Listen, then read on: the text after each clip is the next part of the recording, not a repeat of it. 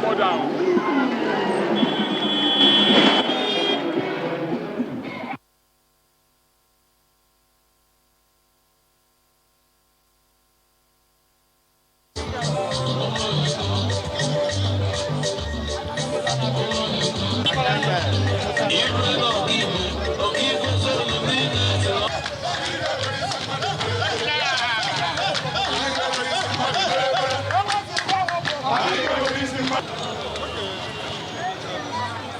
And today, leaders of the main opposition People's Democratic Party, PDP, are asking the Supreme Court to reverse its judgment on the Imo State governorship election appeal.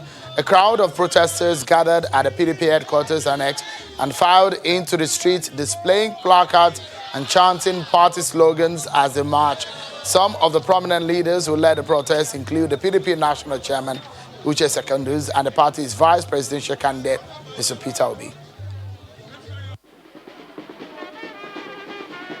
1 week after the judgment of the Supreme Court nullifying the election of Emeka Ihedioha as Imo State Governor, this large crowd of PDP protesters in Abuja... Well, barely 24 hours after members of the PDP in Imo State protested against the Supreme Court ruling that sacked Honorable Emeka Ihedioha as governor, members and supporters of the APC across the 27 local government areas of Imo State have organized a peaceful and solidarity rally in Owerri, the Imo State capital, in support of the Supreme Court ruling that led to the emergence of Senator Hope Uzodinma as the duly elected governor of Imo State. The supporters in the numbers carrying placards with various inscriptions walked from Euro Square down to the government house. The protesters say Imo people are happy with the emergence of Uzodinma as governor and promises to give their unalloyed support to the new government in the state.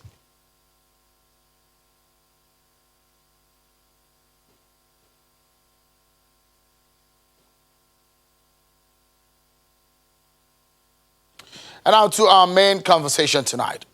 The Supreme Court has affirmed the elections of governors Aminu Tambuwal of Sokoto State, Abdullahi Ganduje of Kano, and Simon Lalong of Plateau State in the March 2019 polls, and that also of the governor of Bauchi State. In a unanimous judgment delivered by Justice Uwani Abaji, the Apex Court dismissed the appeal filed by the APC candidate Ahmed Aliyu challenging the election of Governor Tambuwal. Mr. Aliyu's appeal was dismissed on the ground that he failed to prove his allegation of non-compliance with the Electoral Act and issues of overvoting. The court also dismissed the appeal filed by the People's Democratic Party's candidate, Mr. Abba Yusuf, challenging Governor Kandije's election for lacking in merit. The case of Plateau State, the Apex Court also upheld the election of Governor Simon Lalong after striking out the appeal by PDP's Jeremiah Hussaini. In the appeal filed by a former governor of Bauchi State, Mohammed Abubakar, challenging the election of Senator Bala Muhammad as the governor of Bauchi State, Justice Mohammed Datijo, while delivering the unanimous judgment of the Apex Court, upheld the concurrent findings of the lower court, affirming the election of Senator Bala Muhammad as the duly elected governor of the state.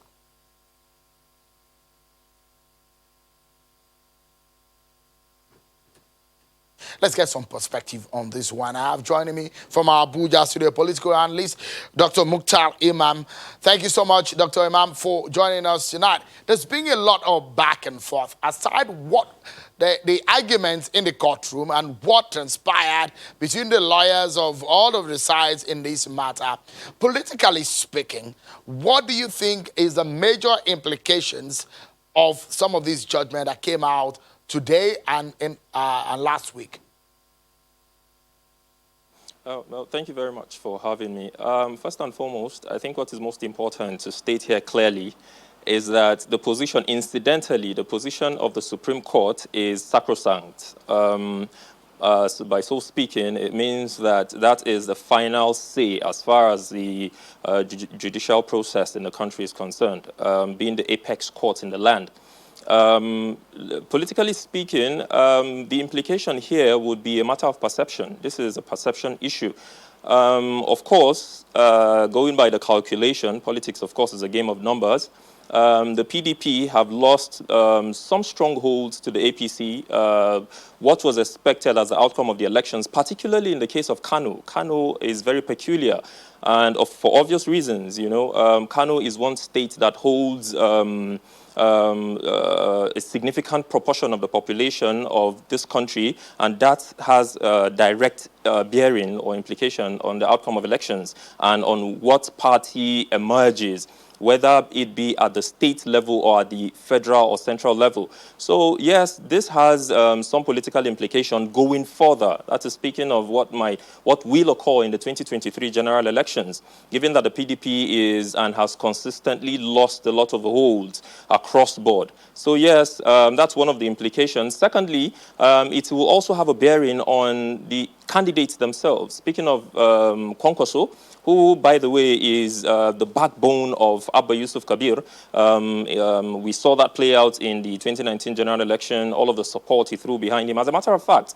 Abba's position was made solid by by aligning towards the position of the ideology of Kwankwasia. So basically that will have also an impact on the position or the person of Kwankwaso.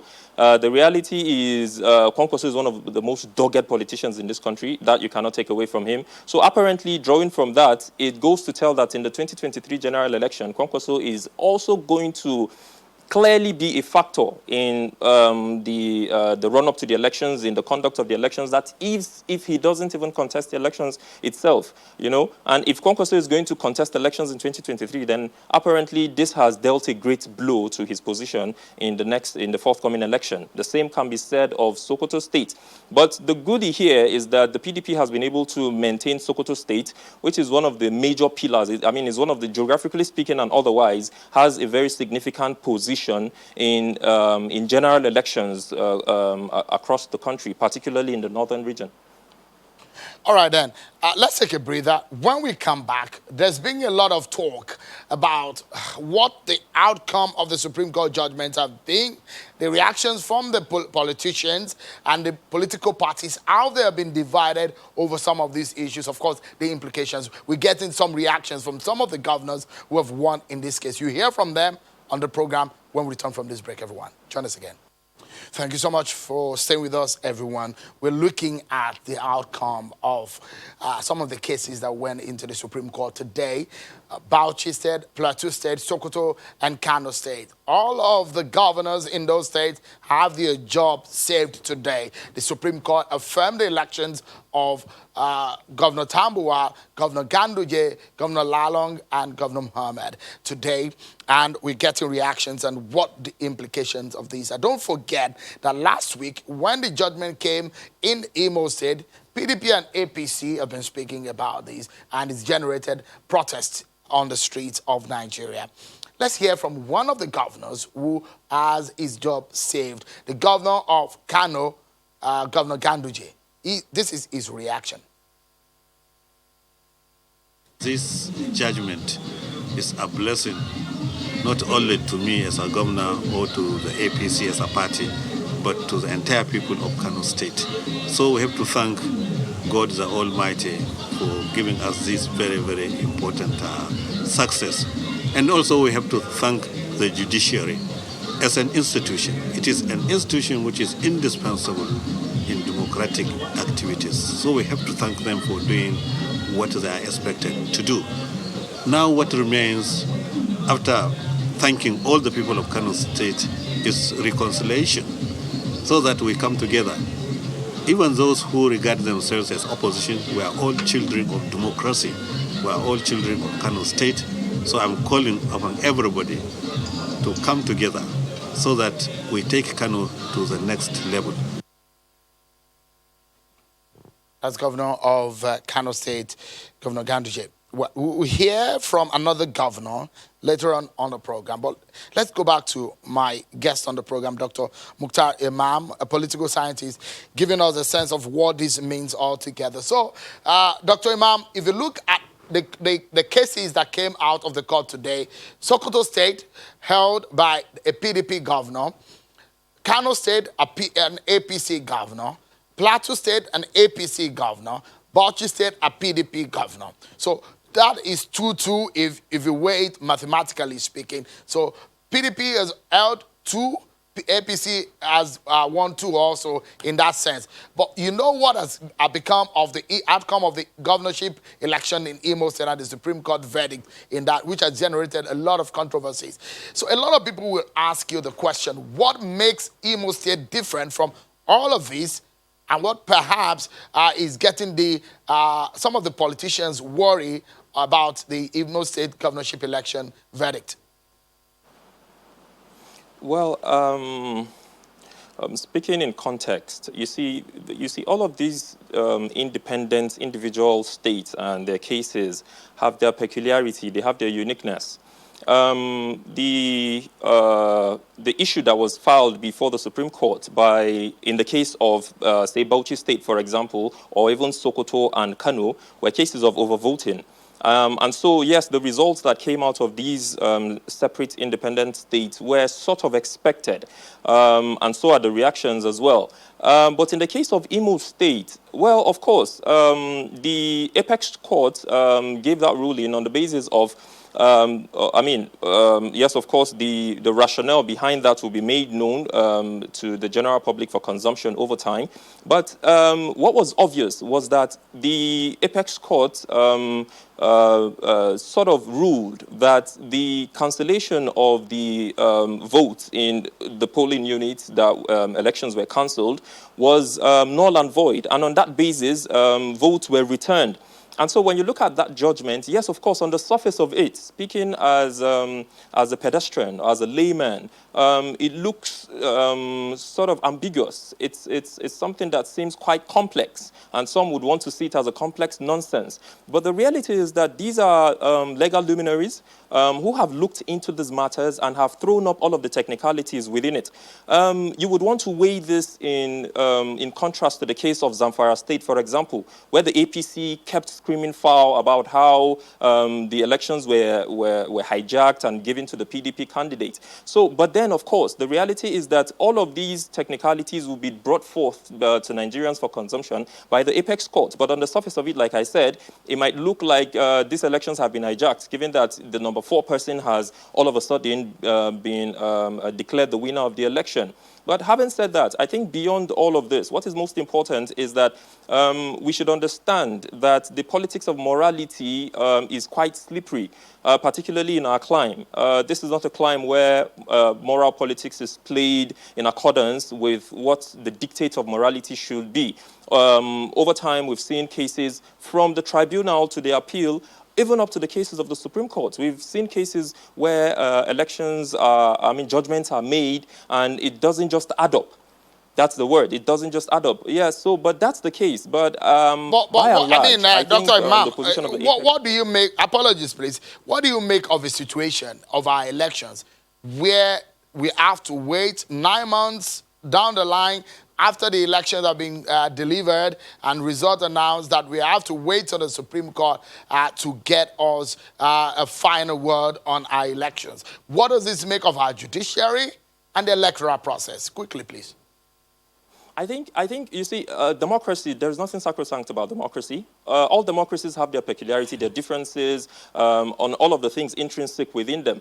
We were making this analysis as regards, making a comparison, as regards what happened in the case of Uhuru Kenyatta in Kenya when the elections were conducted and annulled and conducted again.